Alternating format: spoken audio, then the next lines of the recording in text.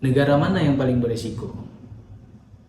Amerika Serikat masuk ke dalam daftar kebijakan tarif Trump yang dikenal sebagai Liberation Day April 2025 lalu. This is one of the most important days, in my opinion, American history. It's our declaration of economic independence. My fellow Americans, this is Liberation Day. April 2nd, 2025 will forever be remembered as the day American industry was reborn, the day America's destiny was reclaimed, and the day that we began to make America wealthy again. Kamu pernah dengar kata resesi nggak? Kata yang belakangan ini sering muncul di berita. Nah, pertanyaannya, ini ancaman nyata atau cuma bikin panik aja? Hari ini kita bahas sampai tuntas.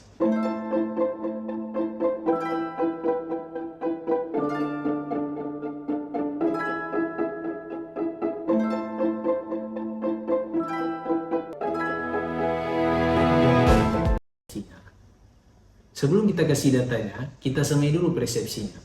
Resesi itu bukan sekedar ekonomi yang lagi lesu. Secara definisi, resesi terjadi ketika pertumbuhan ekonomi di suatu negara minus 2 kuartal berturut-turut. Artinya, produksi turun, pengangguran naik, dan daya beli masyarakat anjlok. Dan kalau itu terjadi di skala global, semua negara akan kena, termasuk negara kita, ya Indonesia. Nah, sekarang bagaimana kondisinya? OECD, salah satu lembaga ekonomi dunia yang paling kredibel, baru saja memangkas proyeksi pertumbuhan ekonomi dunia. Mereka memperkirakan pertumbuhan ekonomi hanya 2,8% dari 2026 dan turun 3,4% dari 2025. China's growth is expected to ease to 4.4% this year and 4.3% next year as a result of rising energy import. Kenapa bisa turun?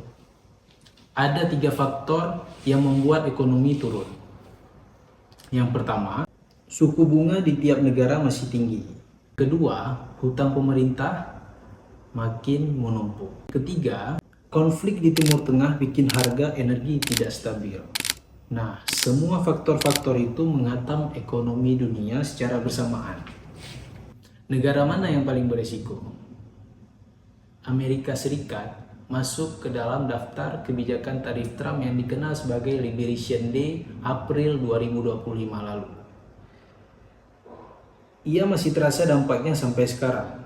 Pasar sempat bergejolak, investor panik, Rusia juga sudah bertahun-tahun kena hantam sanksi internasional sejak invasi ke Ukraina. Ekonominya babak belur. Dan yang paling mengkhawatirkan buat kita, OECD bilang negara-negara Asia sangat rentan. Kenapa? Karena kita sangat bergantung pada pasokan energi dari Timur Tengah. Kalau konflik di sana memburuk, negara kita akan selalu kena dampaknya. Kita harus tahu apa dampak di Indonesia. Kalau resesi ini benar-benar terjadi di Indonesia, apa yang kita rasakan? Pertama, ekspor turun. Negara-negara bisa berhenti beli produk kita. Sawit, batu bara, karet, semuanya bisa lesu.